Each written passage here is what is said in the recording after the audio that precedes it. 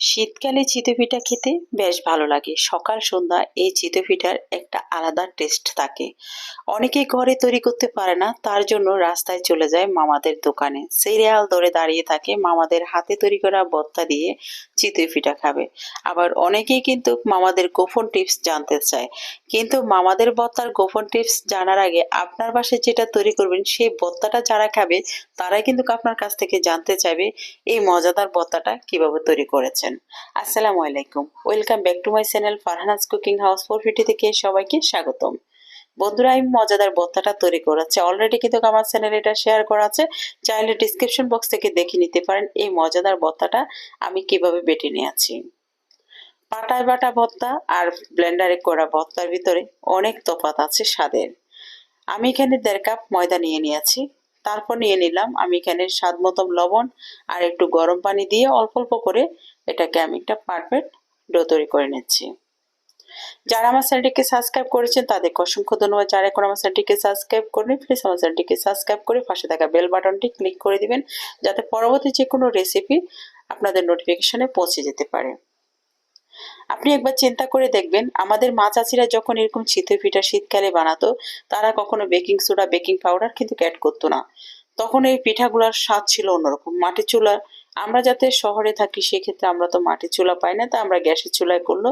কিন্তু মা চাচিদের মতন যদি 100% না হয়, কিন্তু 99% কিন্তু হবে।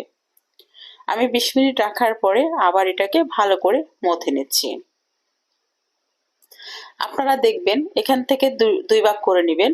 এক ভাগে আপনারা বেকিং সোডা বেকিং পাউডার দিয়ে তৈরি করবেন, আরেক ভাগে শুধু লবণ পানি এটা দিয়ে তৈরি করে দেখবেন পিঠাটা কোন পিঠাটা স্বাদ বেশি।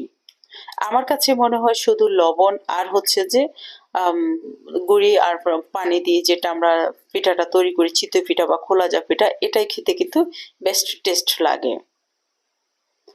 আর এটার গোলাটা কেমন হবে সেটা আপনাদেরকে দেখে দিচ্ছি। এটা কনসিস্টেন্সি একেবারে পাতলাও না, আবার একেবারে ঘনও না। একটা পিঠা তৈরি হতে কতক্ষণ সময় লাগবে আপনাদেরকে অবশ্য বলে দেব, ভিডিওটি না টেনে সম্পূর্ণ দেখলে আপনারা বুঝতে পারবেন। এবার আসেন মামাদের ভর্তার কথাটা বলি। তো আমার বাসা যাতে পুরান ঢাকায় দেখেছি আনাচে কোনাচে সব জায়গায় কিন্তু এরকম চিতই পিঠার দারুণ জমজমাট ব্যবসা। তো আমি কৌতূহলবশত এক মামার কাছ থেকে জানতে চাইলাম, কথা কথা অনেকবার ওনার কাছ থেকে অনেক কিছু জানলাম। তো এখানে আমি একটি ডিম অ্যাড করেছি, চাইলে আপনারা দিতে পারেন, না চাইলে নেই। তো আমি এখানে একটি দস্তার কড়াই ব্যবহার করেছি।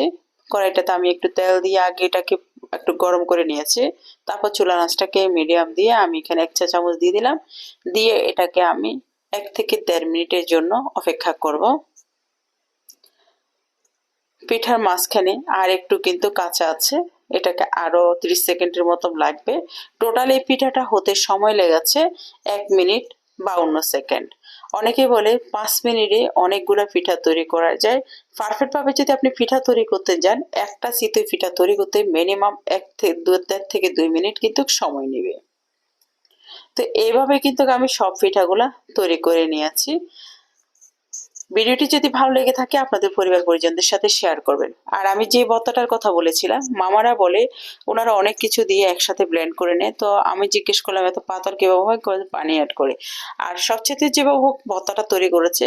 কিন্তু আমরা যখন রাস্তার ধারে মামাদের কাছ থেকে ভর্তাটা খেতে যাই, তখন ওই ভর্তাটার ভিতরে রাস্তার ধারে যে অসম্ভব গাড়ি ঘোড়া চলে, সেই গাড়ি ঘোড়া দুলি গোলাগুলা কিন্তু সব মামাদের ভর্তায় পড়ে। তারপর আমাদের জিভে লালসটা সামলাতে পারি না, তাই আমরা মামাদের কাছ থেকে খেতে পারি। কিন্তু একদম সহজে আপনারা এই ভর্তাটা ঘরে তৈরি করে নিতে পারেন।